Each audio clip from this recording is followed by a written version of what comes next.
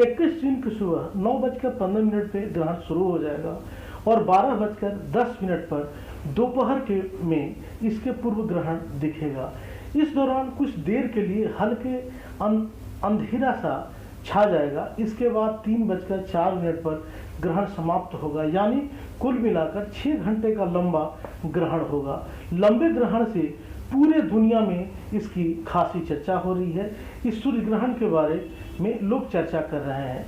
20 जून को लगेगा ग्रहण का सूतक काल। 21 जून को पड़ने वाले ग्रहण का सूतक काल 20 जून को 9:15 से सूतक काल लगेगा। यह जो काल है, यह जो सूतक काल है, 20 जून को सुबह में 9 बजे तक रहेगा। प्रमुख मंदिर जो है, जो धार्मिक मंदिर हैं, धार्मिक स्थल हैं, सूतक के दौरान ये बंद रहेंगे। सभी 12 राशियों पर सूर्य का ग्रहण का जो है वो असर रहेगा, सूर्य ग्रहण का असर रहेगा। सूतक के समय मंत्रों का निश्चित रूप से जाप करना चाहिए।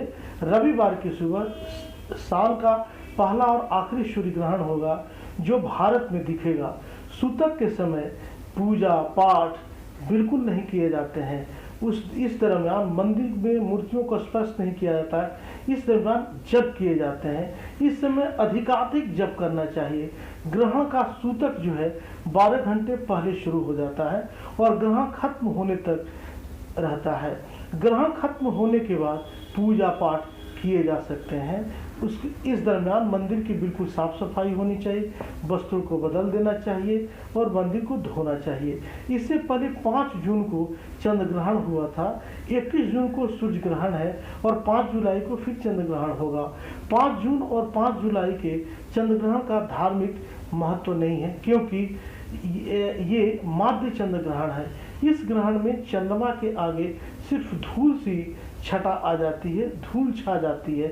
इस तरह 30 दिन में 3 ग्रहण का दुर्लभ जो है यह संयोग अब 119 साल बाद बनेगा। साल 2139 में 11-12 जुलाई की रात चंद्र ग्रहण, 25-26 जुलाई को सूर्य ग्रहण और इसके बाद 9-10 अगस्त के दरमियान रात में चंद्र ग्रहण होगा। उस समय भी इन चंद्र ग्रहणों का धार्मिक महत्व बिल्कुल नहीं रहेगा। ग्रहण से जुड़ी ये बातें भी ध्यान में रखें, क्योंकि ग्रहण के समय आपको सतर्कता रखना चाहिए। सूतक के समय पूजा पाठ न करें, मानसिक रूप से मंत्रों का जाप करें, अपने स्वयं जप करें। आप चाहें तो अपने इष्ट देव का ध्यान कर सकते हैं, इनकी आराधना कर सकते हैं, इनके निमित्त जप कर सकते हैं, गुरु के मंत्रों का जप कर सकते हैं। ग्रहण के समय गर्भवती महिलाओं को घर से बाहर बिल्कुल नहीं निकलना चाहिए, क्योंकि ऐसे समय में सूर्य से हानिकारक जो है वो तरंगे जो हैं वह निकलती हैं और माँ और बच्चे की सेहत के लिए ये हानिकारक होती हैं।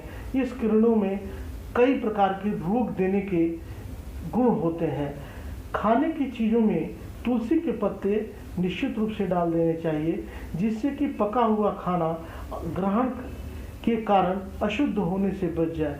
तुलसी हमारे शास्त्रों में काफ़ी शुद्ध और पवित्र तुलसी के बारे में माना जाता है। ग्रहण खत्म होने के बाद घर की साफ सफाई करनी चाहिए, घर धो लेनी चाहिए। आप जो कपड़े पहने वो बदल लेना चाहिए।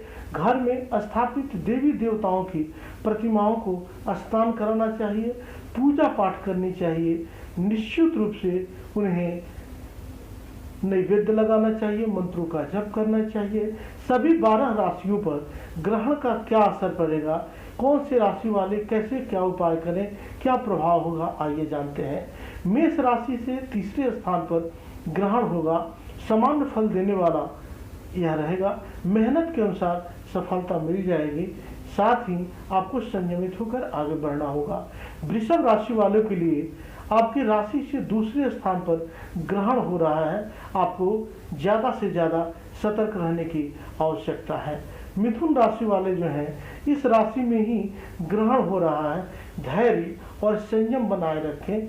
आप संभल कर काम करें, वरना हानि आपको देखने को मिल सकती है। आप परेशान हो सकते हैं। खासकर आर्थिक स्थिति की जो बात करें तो उसमें आपको सावधानी रखनी होगी। कर्क राशि में द्वादश भाव में ग्रहण लगेगा, आपको खुद पर काबू रखना होगा और खर्च की अधिकता पर निश्चित रूप से आपको ध्यान देना होगा। सिंह जो है, सिंह राशि एकादश स्थान पर ग्रहण हो रहा है इस राशि के लिए। अभी किसी को उधार देने से बचे, आय में बढ़ोतरी के योग बन सकते हैं, आमद के पूर्ण योग बन रहे हैं। कन्या राशि दसम स्थान पर ग्रहण होने से कार्य की अधिकता बनी रहेगी, पिता की मदद से आपको लाभ मिल सकता है। पिता की यथोचित सेवा करें, उनके निमित्त गुड़ उनको खिलावें, गुड़ से संबंधित मिठाई खिलावें। अगली राशि जो है आपको तुला राशि है। तुला राशि के लिए थोड़े कार्यों में विघ्न हो सकता है। वृश्चिक राशि अष्टम स्थान पर ग्रहण होने से आपको सावधान रहने का समय है। वाहन, ऊंचाई और बिजली से आपको निश्चित रूप से सचेत रहना चाहिए। धनु राशि वाले जो है उनका जो है सप्तम भाव में ग्रहण होने वाला है, साथियों से तनाव हो सकता है। आप साझेदारी के काम करते हैं, उनसे सोच समझ कर बात करें, काम करें, अन्यथा हानि देखने को मिल सकती है। हानि के योग बन रहे हैं। मकर राशि के खष्टम स्थान पर मतलब छठे स्थान पर ग्रहण हो रहा है, रोजगार में नुकसान हो सकता है, शत्रुओं की वृद्धि होगी। शत्रुओं से संभल कर बात करें, आगे बढ़े, थोड़ी दूरी बनाकर रखें। कुंभ राशि वालों के लिए आपके लिए पंचम स्थान पर ग्रहण होगा, संतान से सुख और सहयोग मिलेगा, धन लाभ मिल सकता है, आप आगे बढ़ सकते हैं। अंतिम राशि मीन राशि। मीन राशि के लिए चतुर्थ स्थान पर ग्रहण होने से चिंता में वृद्धि होगी, माता को कष्ट हो सकता है, कार्य की अधिकता रहेगी, आपको लापरवाही से निश्चित रूप से बचना चाहिए, अन्यथा आपको थोड़ी परेशानी हो सकती है।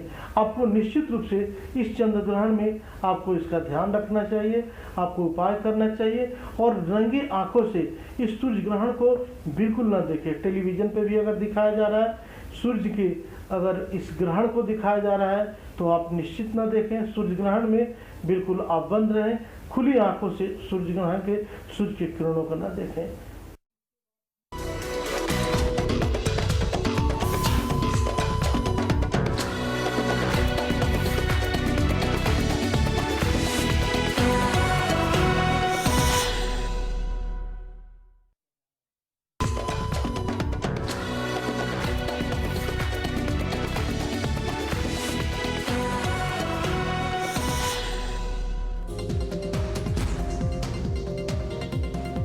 देश में कोरोना का कहर जारी। देश में बीते 24 घंटे में